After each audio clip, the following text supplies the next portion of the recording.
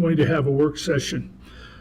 And this is with regards to the Rose Hill Street and Owyhee Street, Overland Road and Vista concept studies for projects coming. And Christy Inselman is going to give us the presentation. Take it away. Let me pull these up real quick.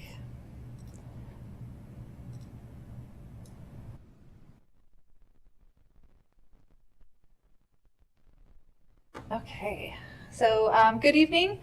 Christy Inselman. I'm with a Senior Transportation Planner here at ACHD in our Planning and Programming Department. And I'm here today to introduce you to two concept studies that are being developed this year. It's a Rose Hill Street and Owyhee Street, as well as the Overland Road and Vista Avenue. The concept study for Rose Hill and Owyhee Street has a budget of $32,000, and we've hired the consulting firm Kittleson and Associates. We also have the Overland Road and Vista intersection, and it has a concept study budget of $40,000, and we've hired Kimley Horn as our consulting firm. So for the Rose Hill and Owyhee intersection, the goal of the concept study is to develop alternatives that will enhance safety for pedestrians and cyclists. Currently, the intersection is only stop controlled on the Owyhee legs of the intersection, which are the north and south legs, with Rose Hill being a through street with no stop. There are several schools in the area near this intersection that are within walking distance, so they're part of the walk area for those schools, and they include Jefferson and South Junior High. Several alternatives will be evaluated throughout this process, and they include a mini roundabout and possibly an enhanced crossing based on some early feedback that we're receiving from some of the area residents. For the Overland and Vista intersection, the goal of the concept study is to enhance safety for those that walk, bike, and drive. The intersection includes a free, I'll call it a free-ish running right. I call it a free-ish running right because there's no receiving lane for the free running right, which means that the traffic has to merge or yield to the oncoming traffic, which has caused some issues at that intersection, including accidents and rear enders. So we want to look at that. And because there are residential homes all along that right turn lane, it has made it difficult for them to enter and exit their homes.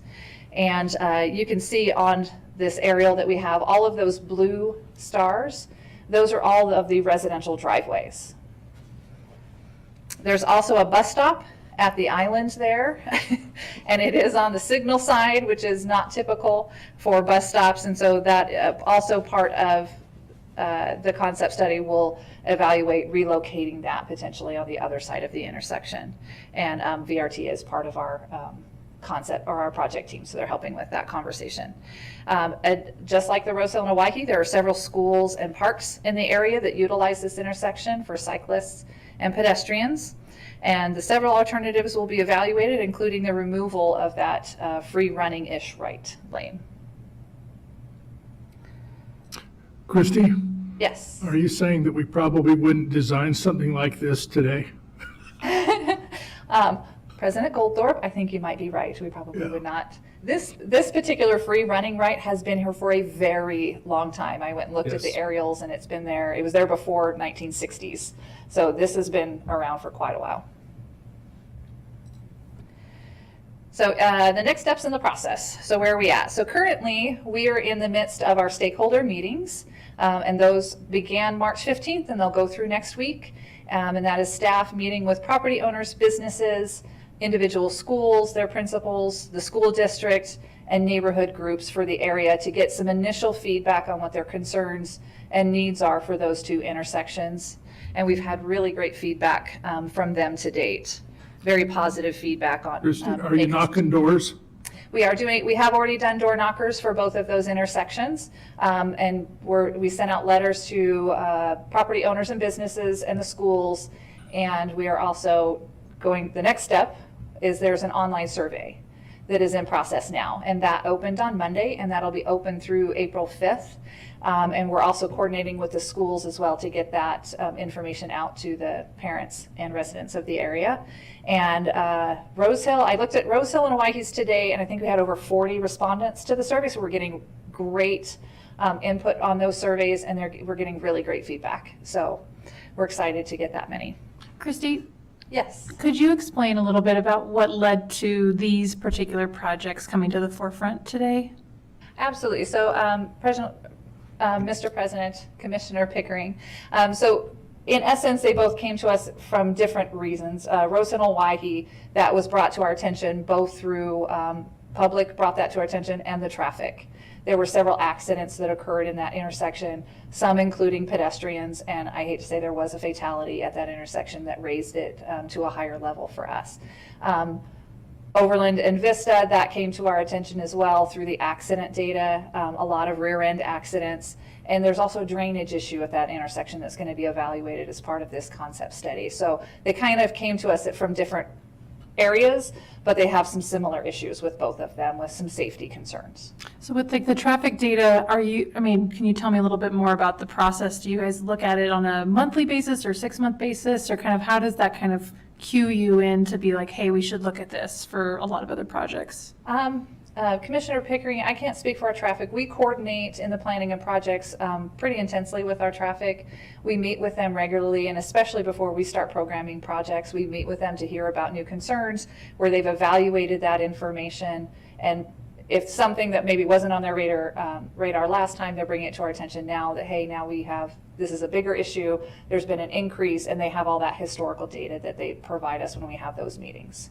So how frequently they look at it, I can't answer for the traffic department, but I know it's quite often that they look at that information. Thank you.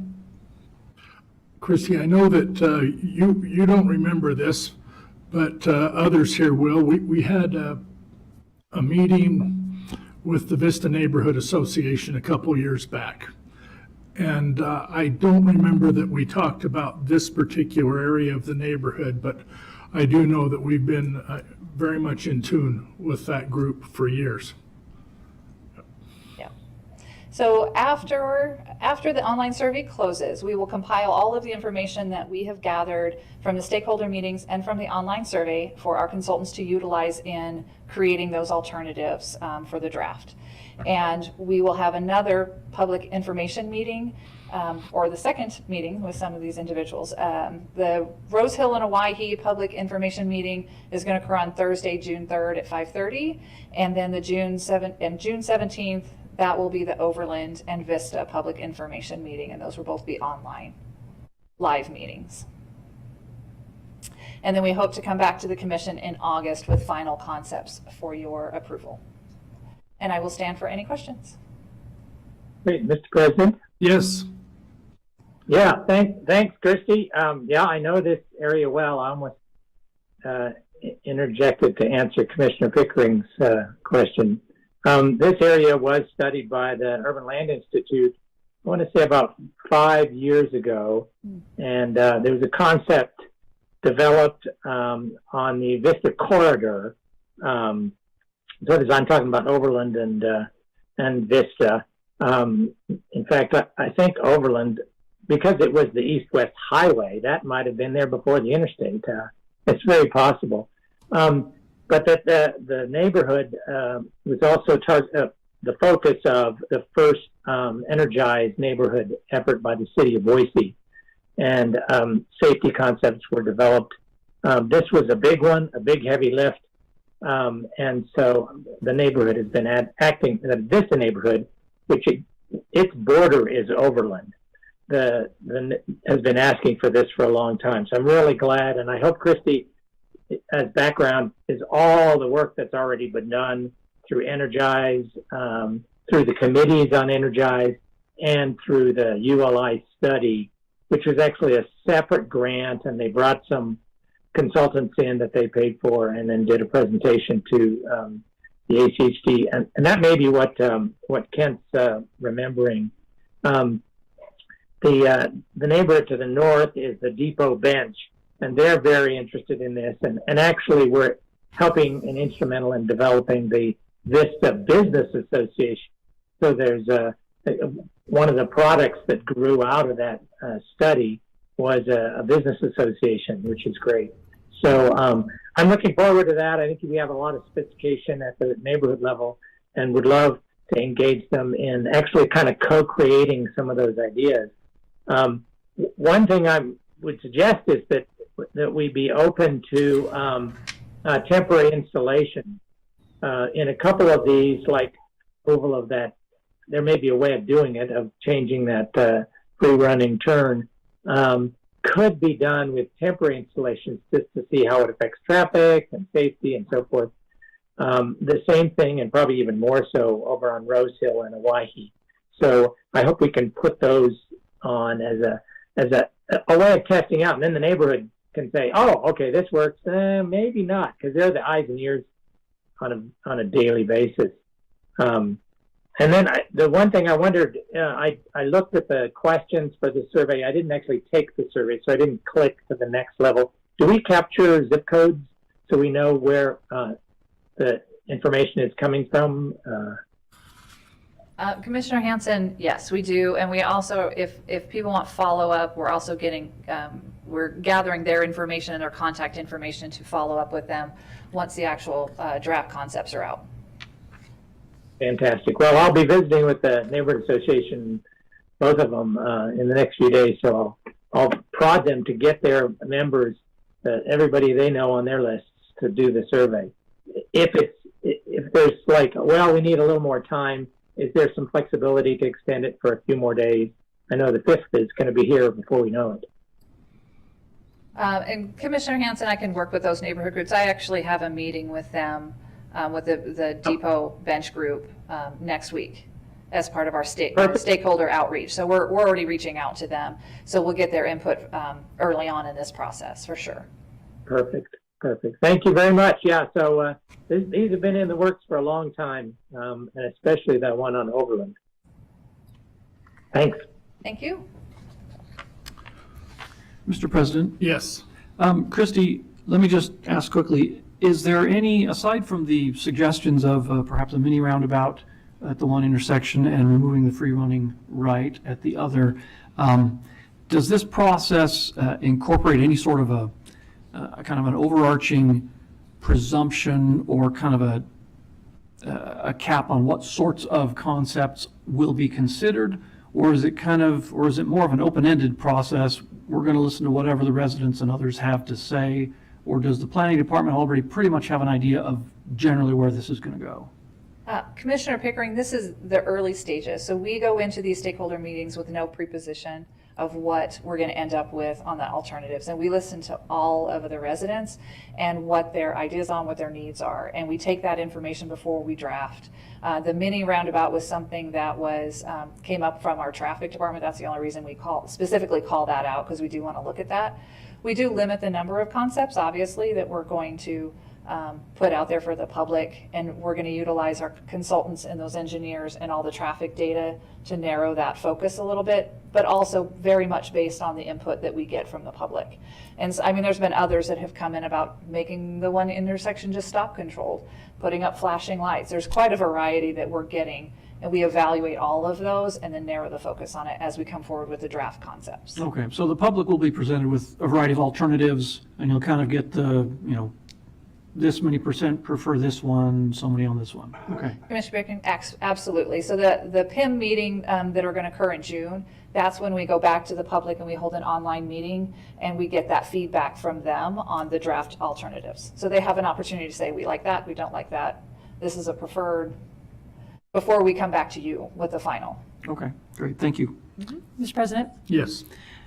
Christy, thank you for the presentation. I'm just curious, could you give me a little bit of more background into the fatality on that intersection? Do you know what like time of day, or if it was a kiddo or an adult or anything like that? Commissioner Pickering, I don't have that data with me this evening, but I'd be happy to provide that to you after the meeting. That'd be great, thank you.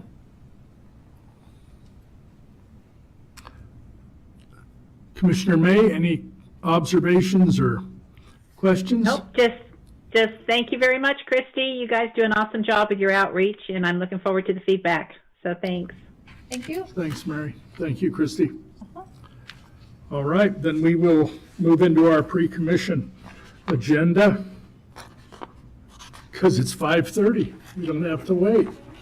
This is good. So, to begin with, do any of the members of the commission have any questions or comments they'd like to make about today's agenda? All right. Then without any, we'll turn the time over to the director. Thank you, Mr. President. I have lots to share with you, lots of variety this evening. First off, though, I'd like to have one of our very important team members come out. Diane?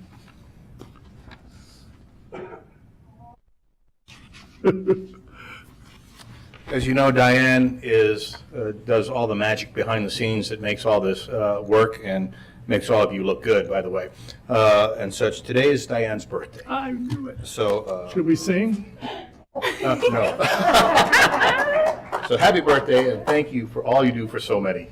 Happy birthday, Diane. Commissioners, this morning, ACHD was made aware of a new ransom software strain that directly targets local governments and public transportation agencies.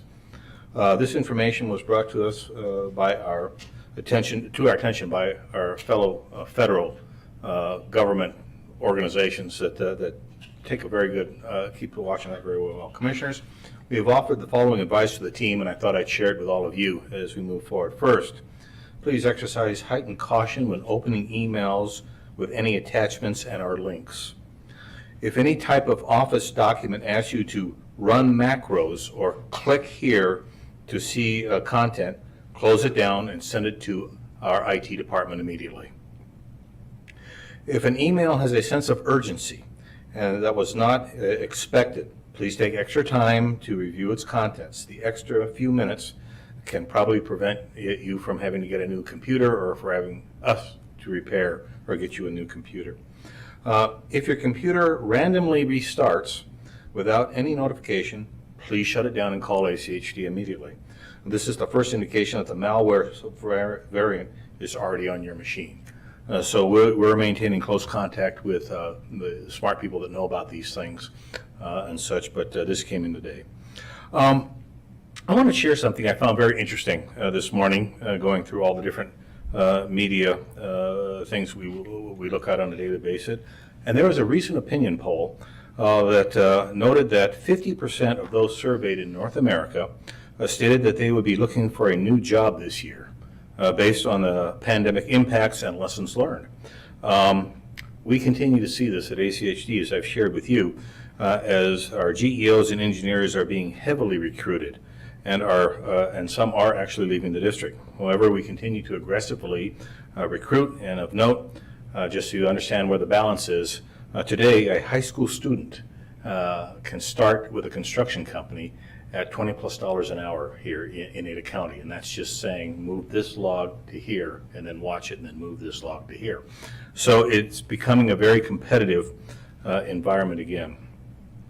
Somewhat on of a less positive note, for the bicyclist and pedestrian coordinator position that we've closed, they're reviewing applications now.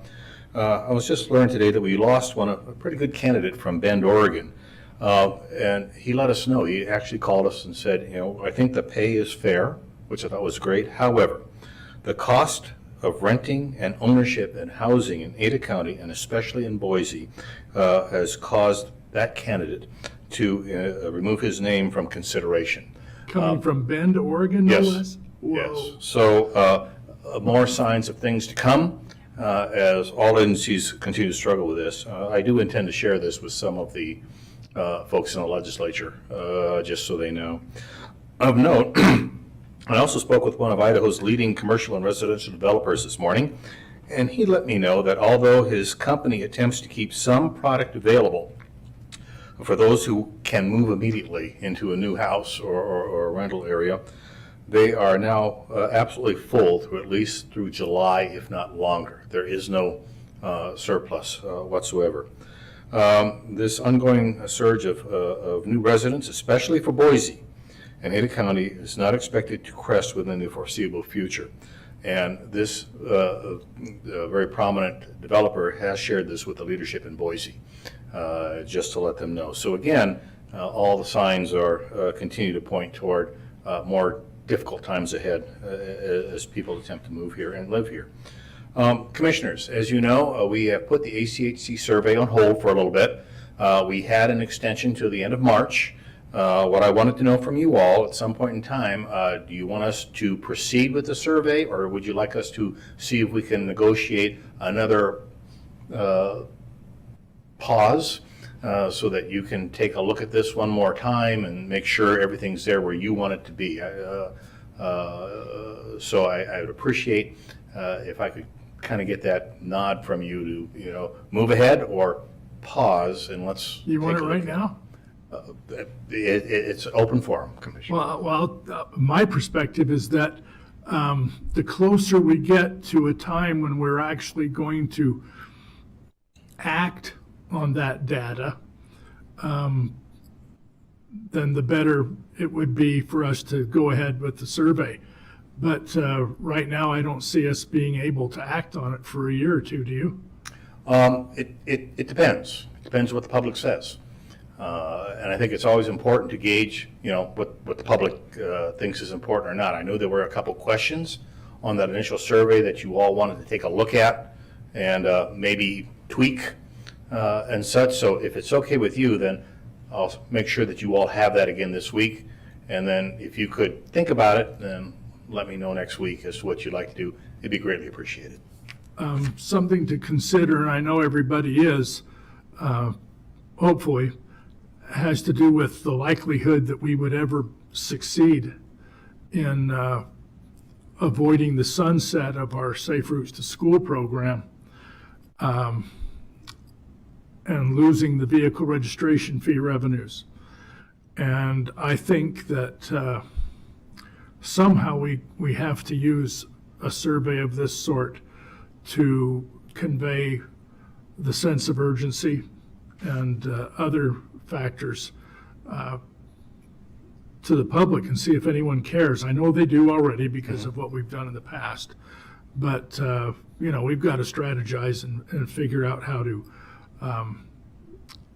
make it successful this time. Otherwise, Yep.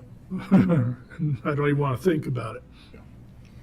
So we'll move forward as we talked about making sure you have this, and then by tomorrow. And if you could give us a thumbs up, thumbs sideways, thumbs down, whichever you prefer, then we'll take those actions for you. As I've shared with all of you, and more this morning, the mini sweeper, or as it's now known by some, as the multi-hog and/or sexy beast, evaluation continues. And such. It was out on the road structure today. It'll be out on the road structure tomorrow and such. As a matter of fact, I pulled up behind it going down VMT earlier today. A lot of capability, a lot of questions, a lot of operational issues we still have to work through. This fully equipped will be about $160,000 per copy and such. So we will keep you posted. Commissioners, earlier this week, I believe I sent all of you a report on all of the property that's held by ECHD and such. I was thinking just a little bit out loud that maybe this might be an opportunity to have the commission send that also to the Boise leadership and say, with maybe a discussion that says, here's what we own.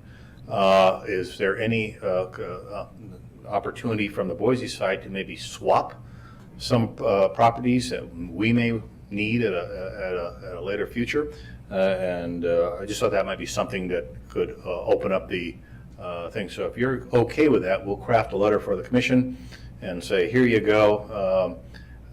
We're interested over here. Well, here's what we have. What do you think? And I think there may be some.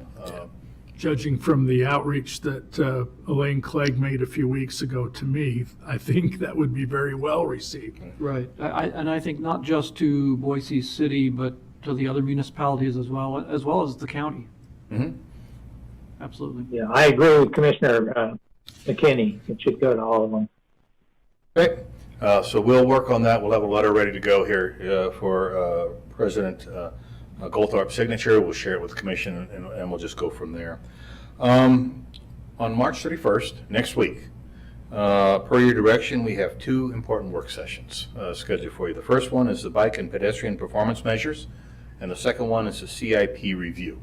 Now, the CIP review is going to be targeted as a possible decision, action item, so that you can make determination decisions from the dais on that. The bike and pedestrian performance is more of an information as to here we are, here are our next steps, what do you think, and such. And I think some of you have already seen part of this, but Ryan and the group have done a tremendous job of pulling it all together, and I think you'll be very happy. I saw the final product earlier today, and I think you'll all be very happy with where we are. You also recently received the VRT Boise proposed amendment to the Compass State Street Mr. President, Yes.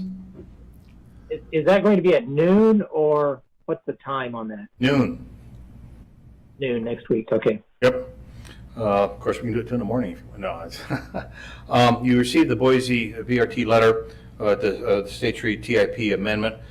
This will be briefed to you by VRT on April 7th. And just to clear everything up, I know I've been asked this a couple times. I see absolutely no issue that of wrongdoing is the right term. They did a great job on putting this together. They got it to us as quickly as possible and such. So, but I did ask that they have a presentation for all of you, and all the partners on the State Street TTOP, so that it's all. So we're looking forward to it. I think there's some great opportunities there. Just reading that letter and being briefed on this. On April 7th, you need to make sure that you have plenty of time, because we have 6 workshops planned for you, including your regular meeting. The first one will be heavy truck impacts to the ACHD roadways. We'll have plans and projects initiatives briefed to you to enhance our current design and projects capability, which, as you know, is stretched thin. Diane and Justin have done a tremendous job on coming up with ideas on how we can both in-house and out-house help on that. You're going to get a procurement update on strategy on how we do procurement. I saw that yesterday. They did a great job on that.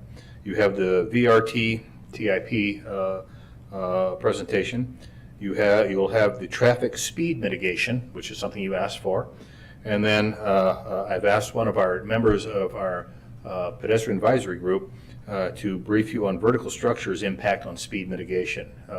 He gave me a very quick look at this about a month and a half ago. Very interesting. And so that may be something that you can put in your toolkit as we go forward, as you're speaking with the cities on their thoughts on development, and then how we might be able to play with that when it comes down to road design and such. So I think that'll be very, very interesting for you. For Maple Grove, based on your discussions last week, I've asked Plans and Projects to amend the current design contract proposal to expand it to a design process proposal for both a 3- and 5-lane configuration, under what I call the transparency of the design process. And I think that's very important. Design processes need to be transparent across the board. This will provide the Commission, key stakeholders, and the public full insights, while also initially supporting both Ada County's recommendation and a potential change in direction Boise might offer at a later date. It also keeps the project on track while providing maximum decision flexibility for the Commission. I expect the design bid to be back in front of you in early April. It sort of fits with what you're doing with the CIP and all these different things. Well, but we haven't lost any time that way either. there you go. Yep. And so, so you're going to see both. Now, I will let you know it's going to cost $1 or $2 more, because they're now doing 2 concepts and such as we go forward. But I think by engaging the public fully as we intend to and showing them everything on the plate, I think you'll get some great input as we move forward. That being said, I would like to share a few metrics with you for February to show you how your team is doing. First off, ACHD, you all, us, are now responsible for 5,209 and growing lane miles of roadways here in Ada County. We have 349.26 bicycle lane miles, of which about 212 are in Boise, about 76 are in Meridian, 21 in Eagle, 21 in Ada County, 8 in Garden City, 4.5 in Cuna, and 3.5 in Star. Of those 5,209 lane miles, the average PCI right now for arterials is 82, with 1 mile of those at less than 49. The average PCI for collectors is 80, with 8 miles less than 49. For residentials, the average is 81, with 25 miles less than 49. Year to date, we have completed 3 Safe Routes to School projects for a total of 105 across all of Ada County. In February, ACHD Commuter Ride had 368 chartered riders on 82 routes in service. We displaced 393,059 vehicle miles and 308 tons of carbon dioxide by using a commuter ride. We are very happy to report that there were no ACHD vehicle accidents in February and none year to date. I hope I haven't just jinxed it and such. We are now also very happy to share with you that year to date we have only had 2 personal accidents and or injuries. Our retention rate did drop from last month's reported 100% to the high 90s. With the surge in private hirings, this will continue to be a challenge going into the summer for both operations and staff.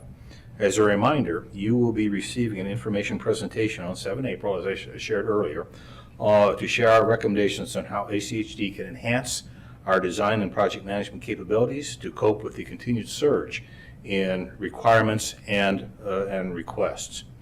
Speaking of what that surge in requirements is due to growth, year to date, we have reviewed 464 plan submittals, issued 2,312 permits, conducted 55 subdivision pre-construction briefings, reviewed 484 plan development applications, issued 2,762 line location tickets.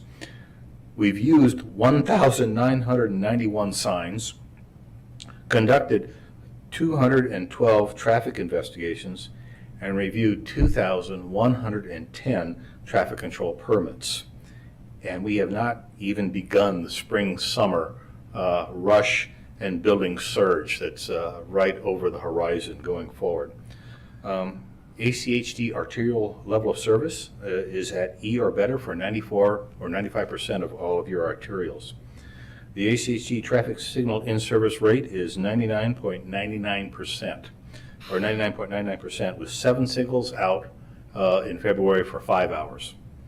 In February, the total maintenance cost per centerline mile was $7,602, and we filled 576 potholes, all within 24 hours of notice. Of note, we are planning on the first week of April to host our annual Public Notify Us campaign on potholes. They will be busy and such. Also, in February, we leveraged 1,022 hours from the Sheriff's Labor Detail for various maintenance operations. Additionally, we answered 258 TELUS inquiries, with 93% of those answered within 1 week. And of note also, the ACHD homepage, projects, management or maintenance, and contact us page contacts were all up in January. For accounting, we continue to maintain and improve our direct deposit payroll payments, with 95% of our team members now on direct deposit. Moreover, we continue to enhance our electronic funds transfers for accounts payable from a low of 17% in 2016 to our current 49% and climbing in 2021. And finally, our self-insurance program has paid 5 claims so far for a total of $3,778. Not bad for the 2 new commissioners. Before we decided to self-insure, we were paying approximately $350,000 a year in insurance premiums. So these are dollars we're able to put back into operations when it comes down to safe routes to school, sidewalks, but whatever it is that we're not spending on insurance. And this goes to the tremendous focus our team has on safe operations going forward. So with that, Commissioners, that's my Director's admin report. I stand for any questions you might have. Any questions, anyone? Mr. President, I have a question. Yes. Director Wong, thank you for your update. I particularly appreciate your update on Maple Grove, and I think having both options will have will lend the entire commission and our cities and counties to really make an informed decision that's, backed by data and all that good stuff. So I really, really appreciate that. Thank you, Mr. President, Commissioner Picking. As a note, the follow-up to Christie's tremendous presentation, you will have on your calendars, specifically when these public meetings, outreaches are, so that you can attend or Zoom in and then ask those questions with those specific neighborhood leaders and bring them back if there's something that we've missed. We do this to continue to keep the projects on course, but most importantly, to offer you the time and date and schedule when these things occur. So if you have that opportunity, you can be right in the middle of the fight. I can't wait till we can have those in person anymore, because it's so much fun to circulate and just, talk to the public about stuff. They don't expect a commissioner to come up and introduce themselves and then ask them questions. They appreciate it, but they don't expect it. And I've missed that. Mr. President, Yes. yeah, I also thank you, Director. I appreciate. I think it's wise to have choices. What would be valuable? I assume this will be presented. Typically, we don't get separate presentation and analysis of the long-term maintenance costs. When we're given a concept idea, we have to dig for that. So I assume that can be part of the transparent. This is what the long-term maintenance costs are for different design concepts. Obviously, they're concepts. As you dig into the specifics of the design, there's different maintenance issues. And that really can help us weigh the short-term benefits and the long-term costs and vice versa. So I really appreciate having that kind of data so that we can make those kind of comparisons. All right.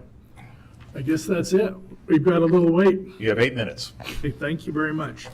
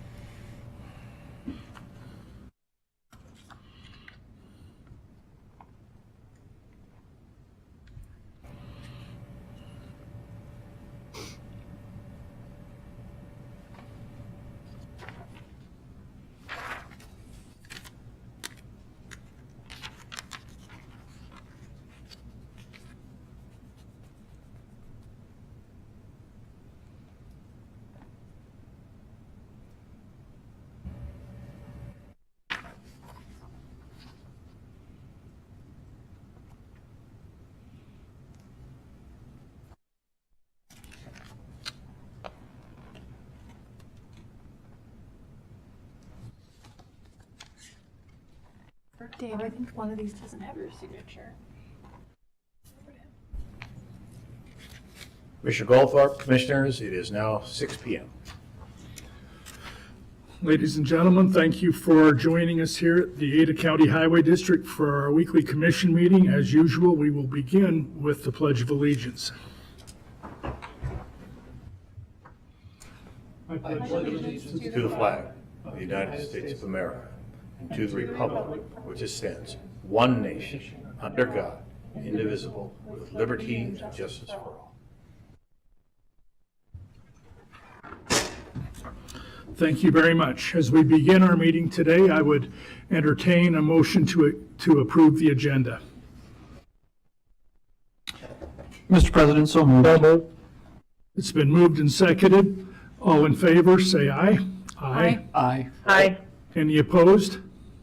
The motion is approved. Now on to the consent agenda. And items on the consent agenda are considered to be routine and will be enacted by one motion. There will be no separate discussion on any of the items unless a commissioner or citizen so requests, in which case the item will be removed and put on the regular agenda. All consent items, agenda items are action items unless otherwise noted.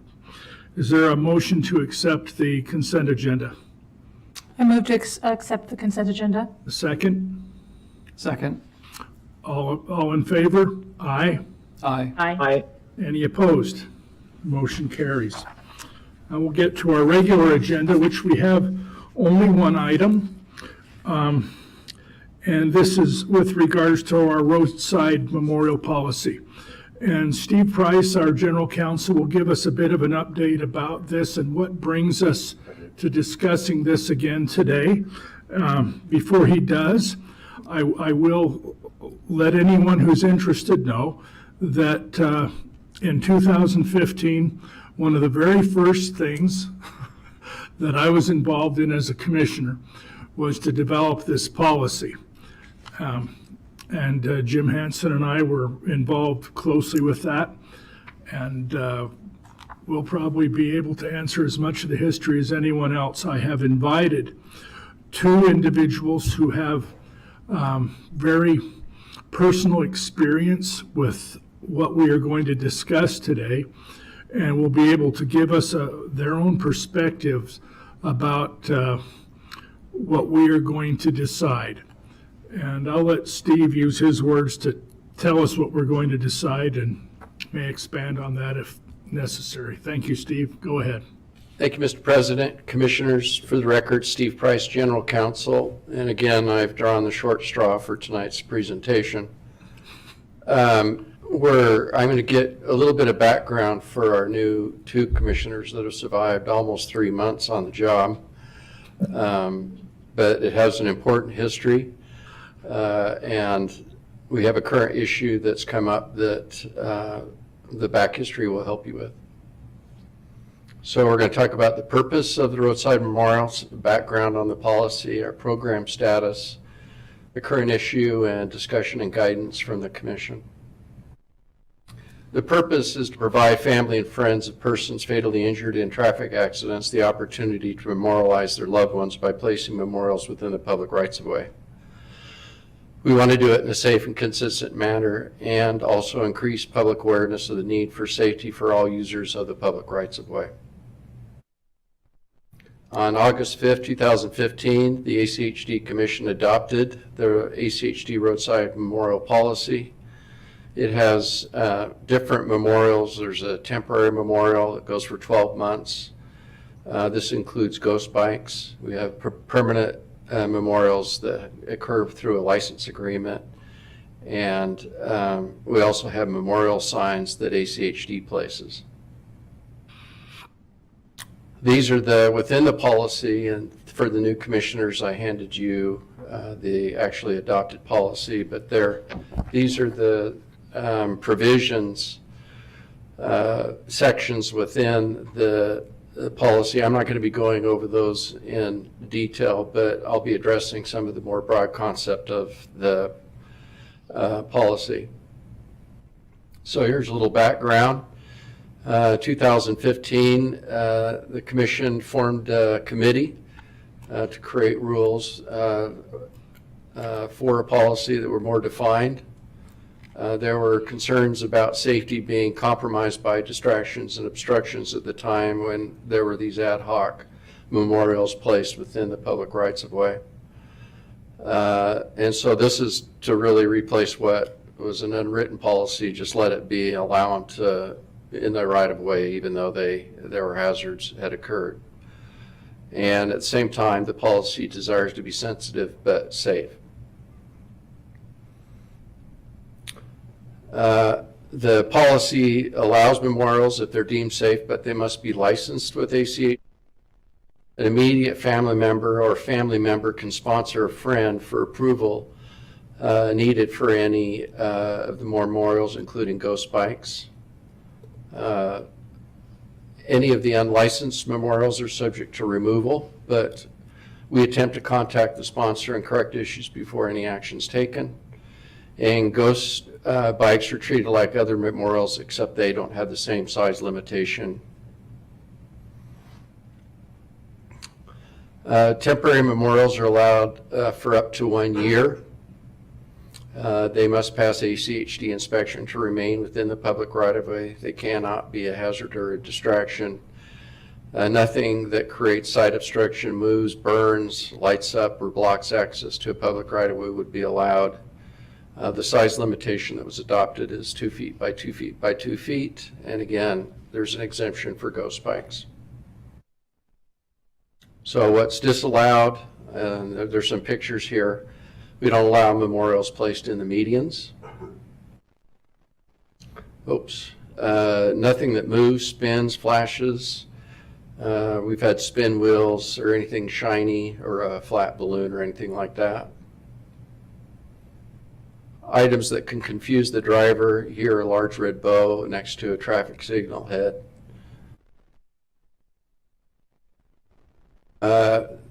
This is a sign that we've adopted that's that we use for the ACHD memorial signs. This came from Virginia, West Virginia.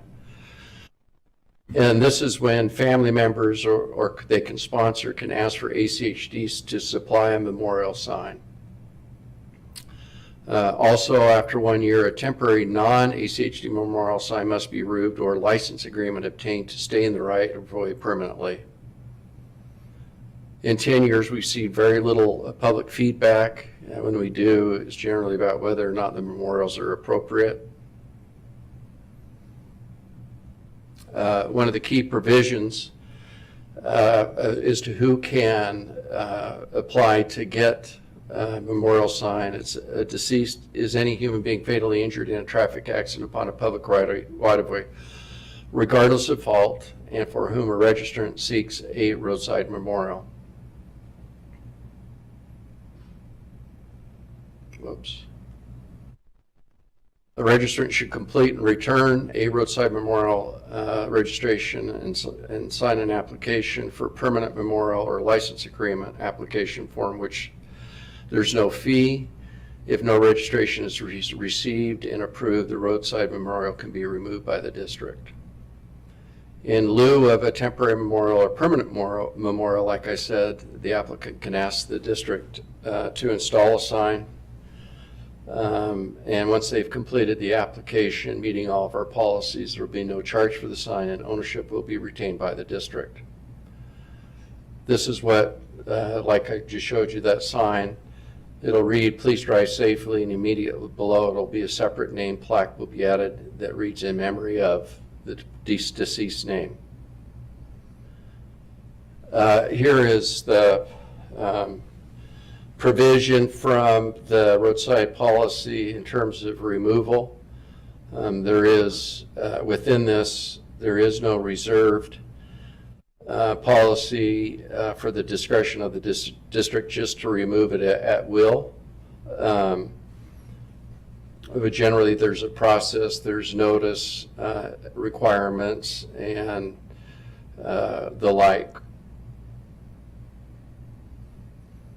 Here's an example of the installation of ACHD memorial sign. that's being installed. Here's the program status. We have 8 roadside memorial signs that have been approved. 3 have been removed for various reasons in accordance with our policy. And since 2015, about $20,000 has been spent on the program.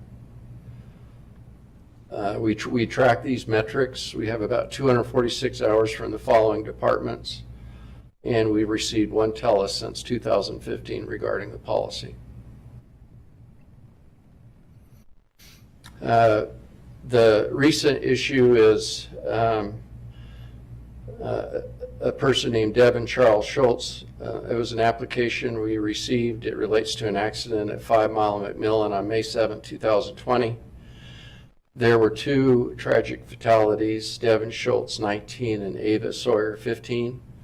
The family for Devin Schultz applied in December, approximately. Right-of-way traffic reviewed and approved the application in accordance with our policy, regardless of fault. The sign was installed on March 12, 2021, and we received a couple of complaints about it, and so we temporarily removed that on March 22nd in order to be able to come to the commission. We plan to reinstall the sign unless otherwise directed. It meets our policy. Here's the TELUS that we received. A citizen requested removal.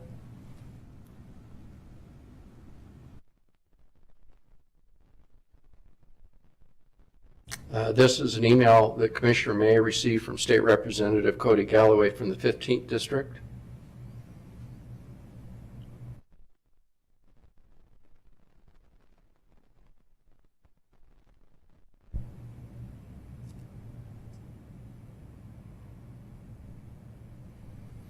So with that, Commission, this is obviously a very difficult topic.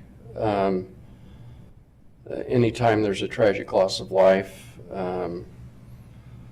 it's hard to create a policy for it, but the Commission adopted the policy in 2015. This was the district's attempt to be sensitive to our community whenever there's a loss of life.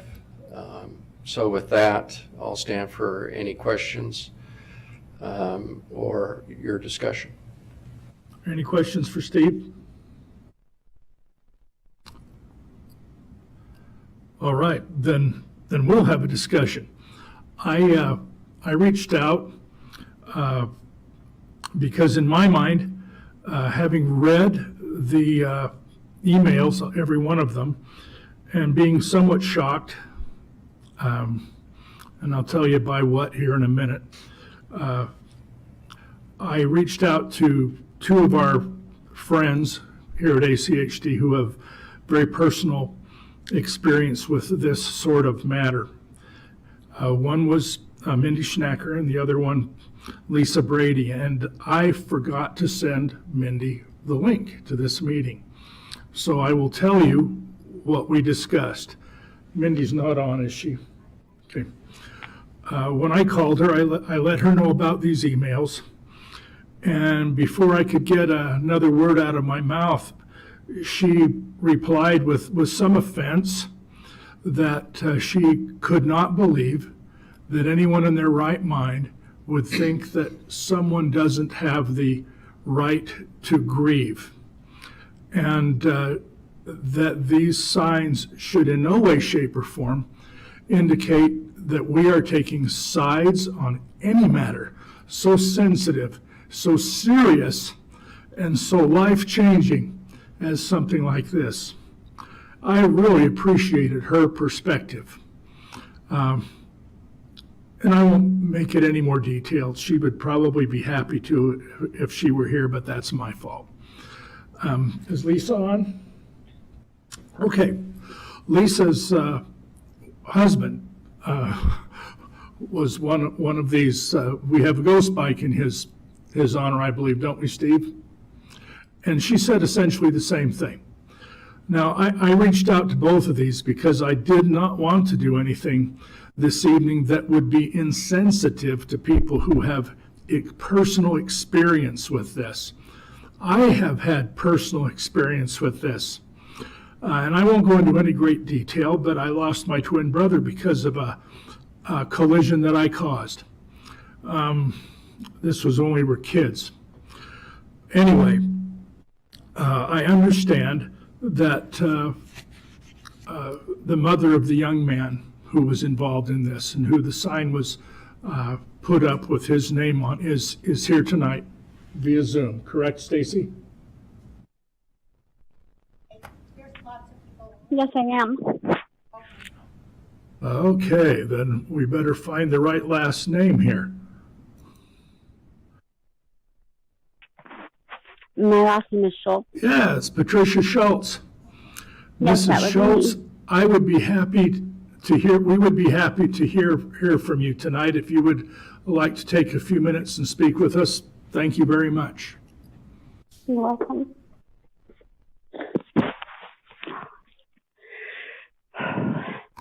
And we all realize this is not going to be easy for you.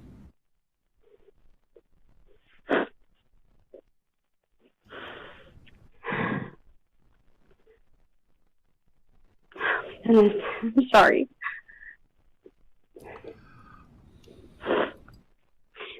Yes, my name is Patricia Schultz, and I am the mother of Devin Charles Schultz, who was killed in a fatal car accident on May 7th.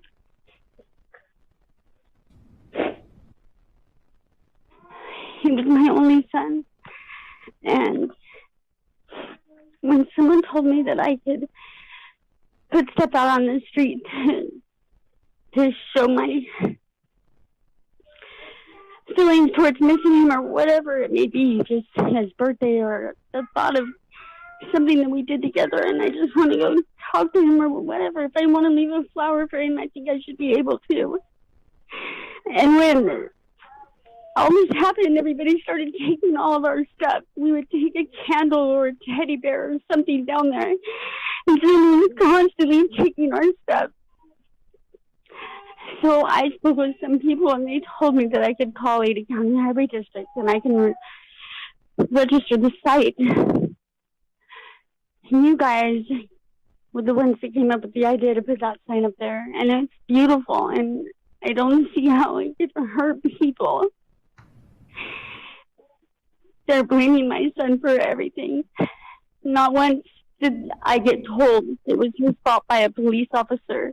Not once did I get to see his body. Not once did I get to go to the car accident. Nothing. I didn't get any of that. This is the one thing that I wanted the most, and it means the most to me and my 5 daughters. We want that sign there just for ourselves. And if it can help save a kid when they know the story about what this situation was, that would be amazing. I'm just asking that you guys follow your policy. We're not trying to hurt anyone or other families by wanting that sign up. Ava should have one too. That's all I have to say. Patricia, thank you so much. It's very obvious to me anyway what you're going through. I understand it. It's very obvious to me that you had absolutely nothing in your mind, heart, or anywhere else to justify the kind of behavior that's been leveled at you or your family or through these emails. The commission will not be surprised if, and I hope they come to the same decision. We gave a lot of thought to this policy. We gave a lot of thought to how these would be worded so that people could be reminded to drive safely. In no shape, way, or form did we ever anticipate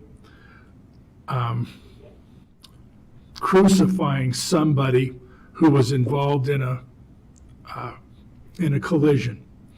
I have a hard time using the word accident, 'cause I bet too many cops for friends, and I don't think that exists.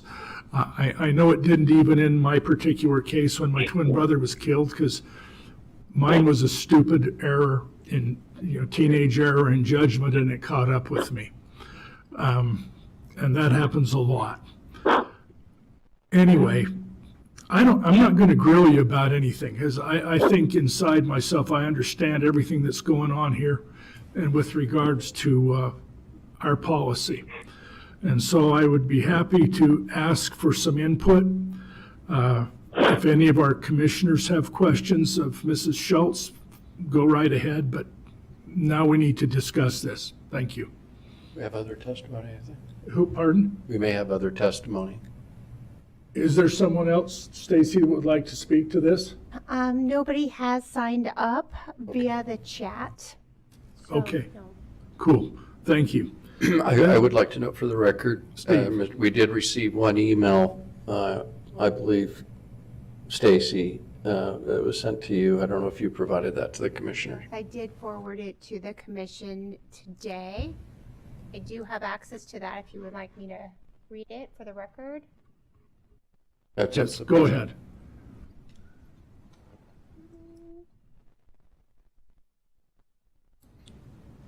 This email is from Katie Epson, and it said regarding the memorial sign that felt that it was inappropriate that they are in Texas with their family and will not be able to join the meeting. My input would be before ACHD approves a memorial, ACHD must, one, run the name through a law enforcement database to look for any Oh, yeah, we criminal got that activity. one. Thank you. And two, review the accident report pertaining to the deaths involved to confirm details. Thank you. My opinion on that is we're not going to do that because we're not a judge and a jury. Commissioners? Questions? No, Mr. President, I Yes. just wanted to say to Mrs. Schultz that I'm sorry that you had to come here this evening and go through this and relive it. When we receive communication from other people in the community, we need to respond to that and have an appropriate discussion. I feel really bad that you were having to go through all of this here tonight at our commission meeting, and I'm certainly sorry for your loss. Jim? This is something that we would just normally discuss something, but I don't want her to feel that somehow this was just focused on her, because I can hear her pain and her heartbreak, and I'm just very, very sorry for your loss and to have you relive that. If I may, Yes. I would just say thank you so much. I really appreciate that. I do know that my daughter is also in the meeting, Mara Schultz, and she's wanting to speak. Sure. Is there a certain way she has to go about? I don't think she's connected into the meeting. Is she there on the Zoom? Oh, it's under Sonia Bright. Okay, she's there under Sonia Bright. All we need to do is unmute her and she can speak. She is unmuted. She is available to speak now.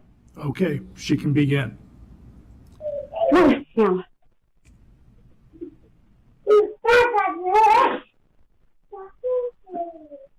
I don't think we can hear her.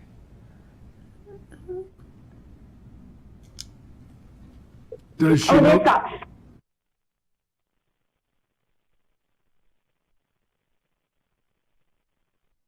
Sonia, I don't think we can hear you. Yeah, I was gonna say, does she know that she has the floor? No, she's talking. Is she muted? No. She is not muted. So the microphone. We still can't hear you.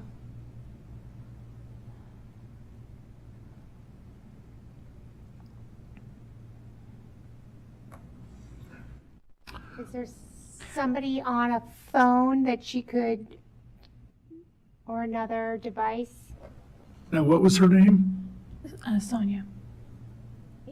Her name is Mara Schultz, and she's under Sonia Bright.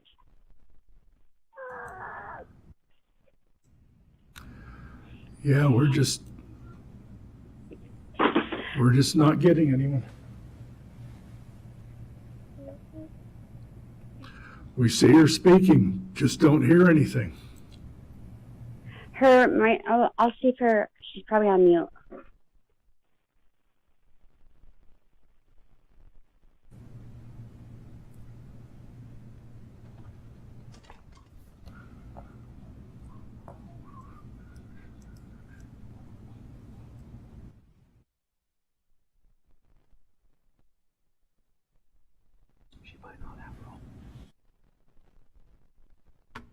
I'm wondering if perhaps your microphone on your home computer is not on.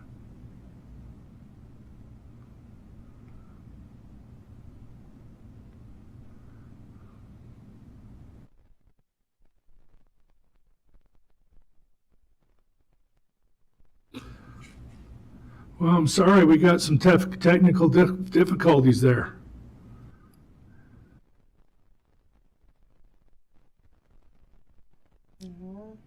Sorry.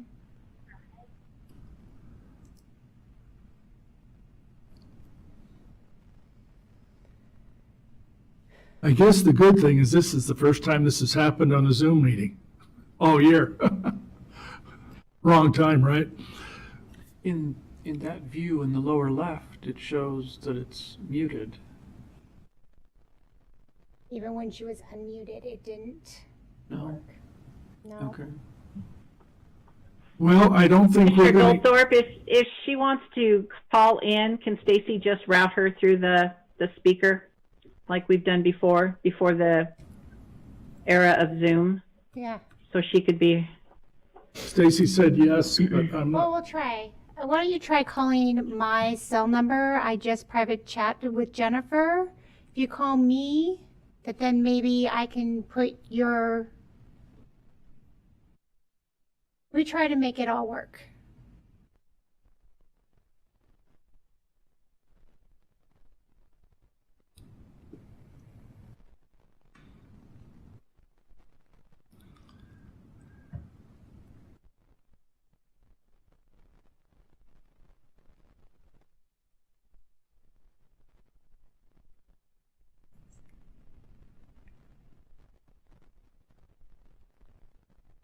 Maybe...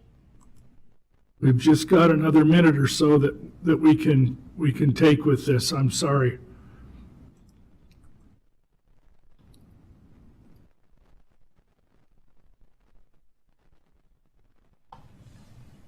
Okay, are we tossing in the towel? Okay. Thank you. But I'll bet you I know what you were going, a little bit about what you were going to say. So commissioners, would you like to add to the discussion, please?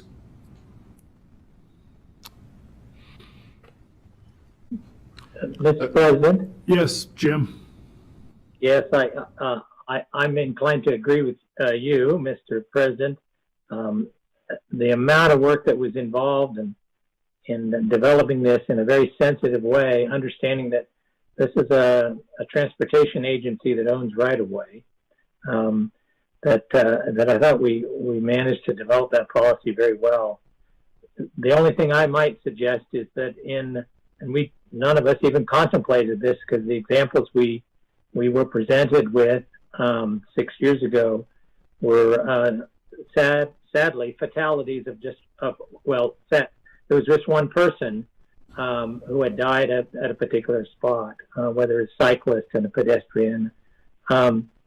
So there might simply be some sort of indication that if there were multiple deaths at a particular incident, and a family puts in a request, that we would inform the other one, and that would be the only thing I can think of that would change, and then obviously invite them to make a similar request. Can't argue with that. That's probably a good idea. Any of the other commissioners? Mr. President, Yes. I just want to thank Mrs. Schultz for speaking tonight. I can't imagine how hard it is to be here. I would also like to side with Mindy in saying that, you know, there's no one way to grieve, and ultimately these fatalities and crashes, we have to raise awareness and increase safety regardless of who's at fault. And it's really critical to honor the victims and their families when these tragedies happen. Thank you. Mr. President? Yes. Let me just chime in, and I'm conflicted on this policy, and of course, I was not on the commission when this policy was adopted.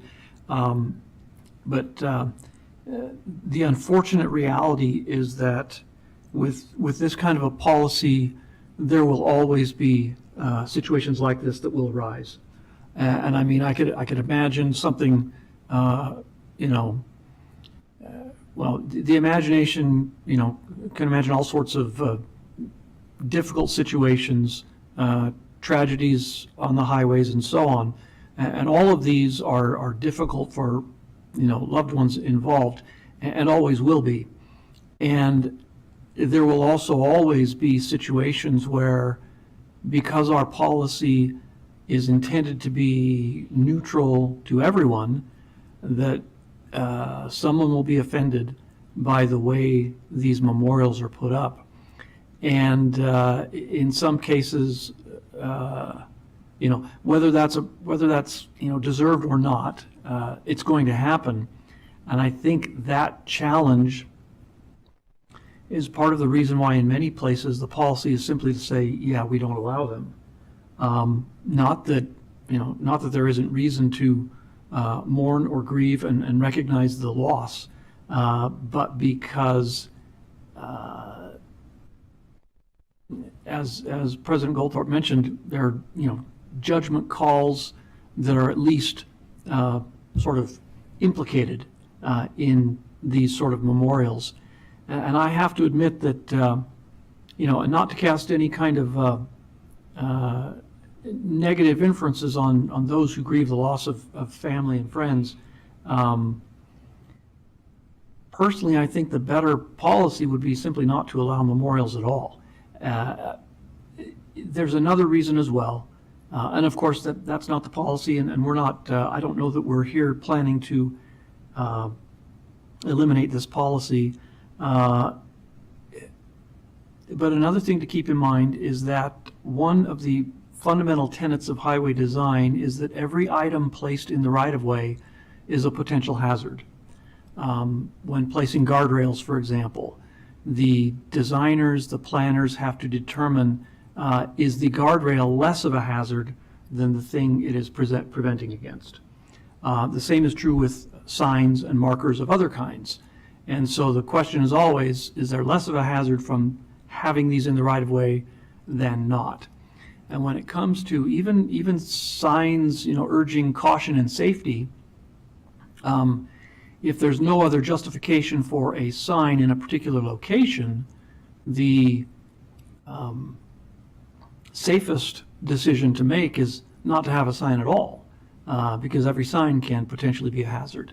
And so when you take these things into consideration, and the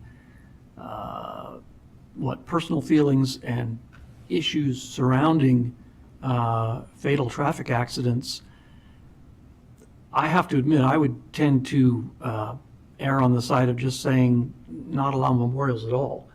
Not to, again, simply because there are too many, it's kind of a minefield. I guess that's the best way to put it. So that's my inclination. Thanks.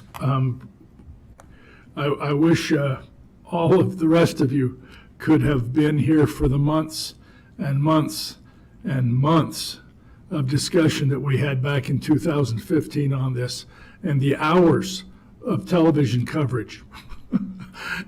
And what we received from the public was overwhelmingly supportive of having memorials in some form.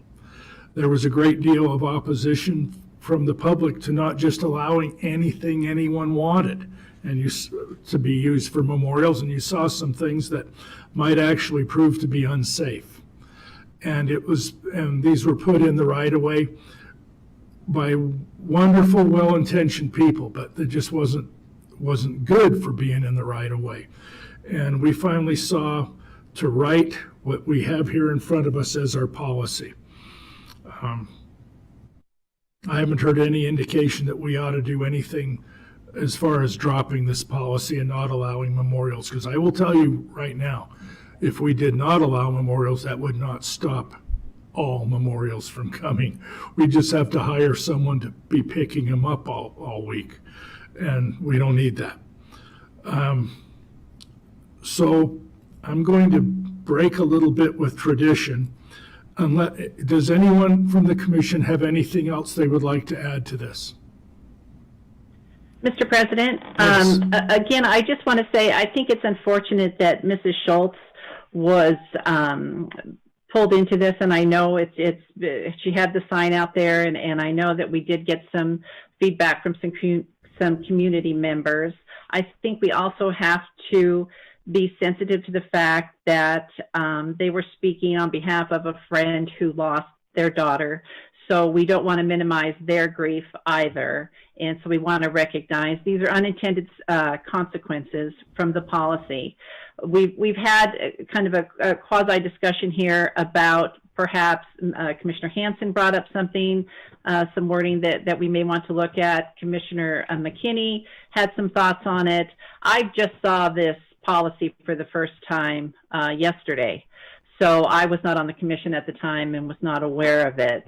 So in light of the emotions that this has brought forward, I would maybe recommend that we put off a discussion and maybe see if there are any other suggestions from the commissioners and give everybody some time. I don't know about the two new commissioners if they feel that they're very versed on the policy, but there just may be something in there that we may want to look at and tweak a little bit.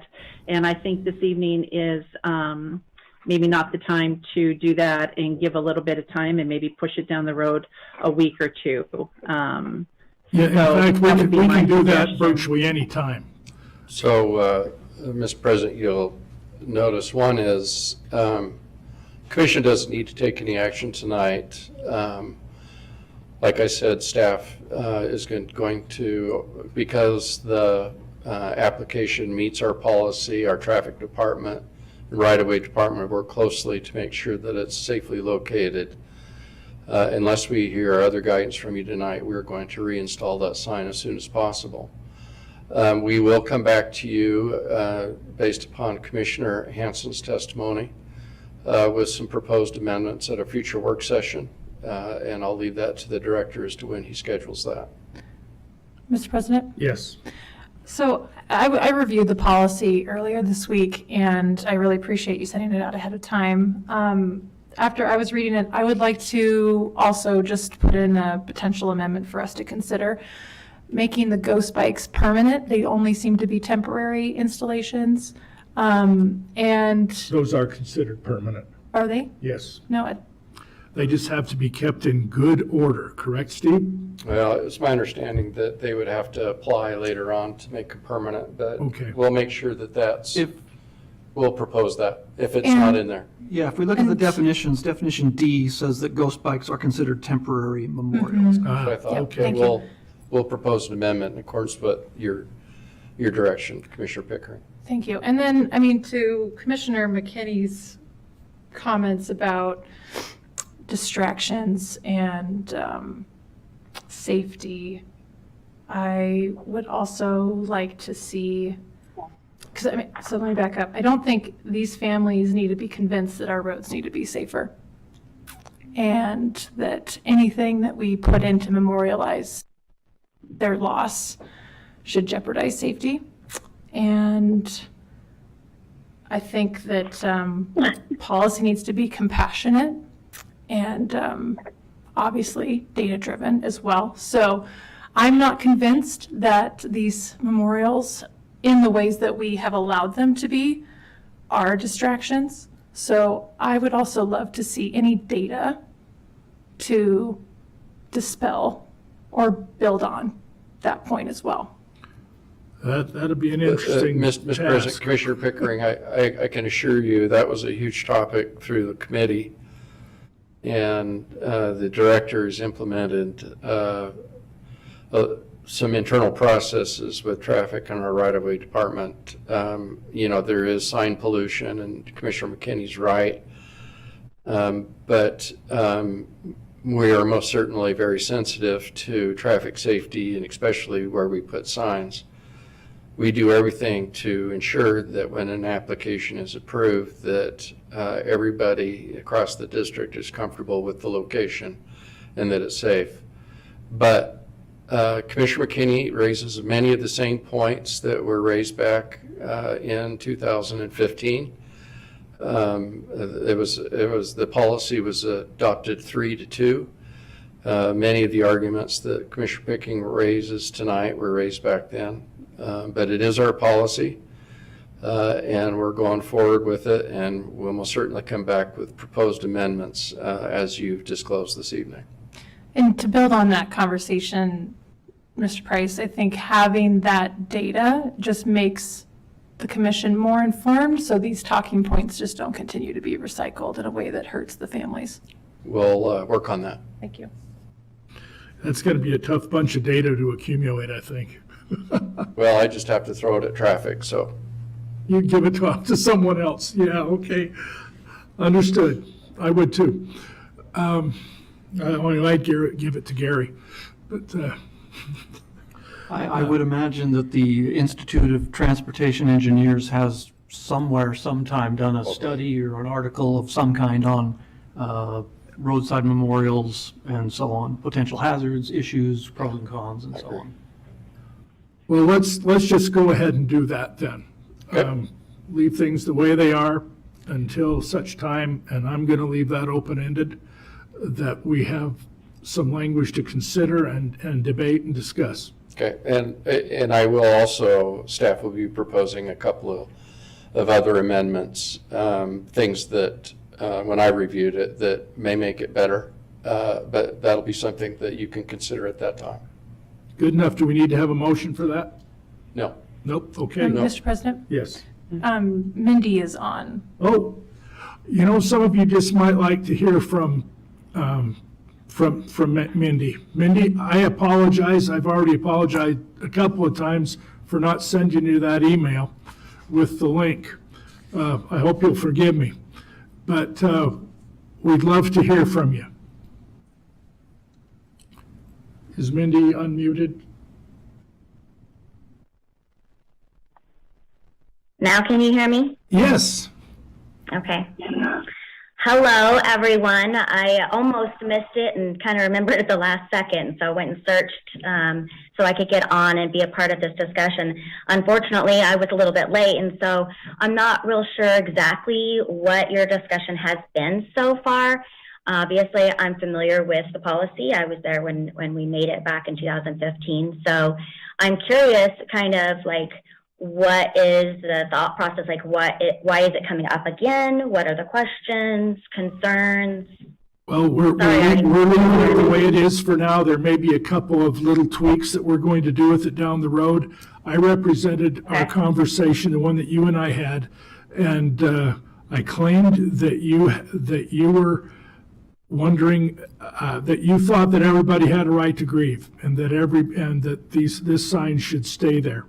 So if you feel any differently after the last couple of days, let us know, but we'd like to hear what you think about being able to keep a sign like this up. So I really have thought about it since we last talked, and I do think that every family has a right to grieve. They're not the ones that certainly went out and chose this tragic situation. However, I do understand the, we'll say, victim's family of, why are you having the same signage that I can have? You were at fault, those kinds of things. And, I think that you can make some modifications to the families that maybe were at fault.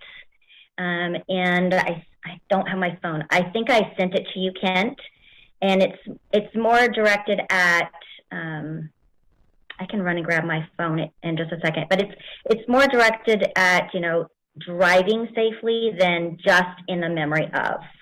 Yeah. Anyway, I think passed that those, both I sides forwarded need to- those to the right people. You did. Okay, good. Okay, good. Yeah, I mean, I think that both sides, should be able to agree, but I understand that for the victim side of it, and I don't know if we've brought up the specific situation that we kind of talked about, but have they been offered the memorial sign? That might be something that would kind of ease something. I don't know. I can't imagine that they don't know about it, but other than that, I can't answer that question. But we may have to go. Feel like we should go ahead and reach out, just like when Jim and I came and visited you and your family. Mr. President, may I say something, please? Was that you, Mindy? No, that was me, Mrs. Schultz. Yes. I would like to say something, if I may. Go ahead. I don't want to sound, rude or offensive towards anyone, but where do they get calling anyone the victim? We were all victims in this situation. I missed a few words there. We were all victims in this situation. Oh, heavens, yes. Of victims. My son had a lot going on. My mother just died in April, and it was a rough thing for him because my mom was his best friend. He went out with some friends that night. He took off in my car without permission. He did. And he drank. He smoked weed. And he drove home. Yep. Very one poor decision. Very poor decision. Very poor. Yeah, I understand that one. That doesn't make it his fault. As I said before, we're not here to be any kind of judge and jury. We just want to make sure that everybody has an equal opportunity to grieve. And if we need to suggest a couple of word tweaks on these signs, we will. But anyway, that sign's going back up. Mr. President, the directors informed me the sign will be up tomorrow. The sign will be back up tomorrow. Okay. Folks, this matter is over for now. We'll let you all know if and when it comes back to us.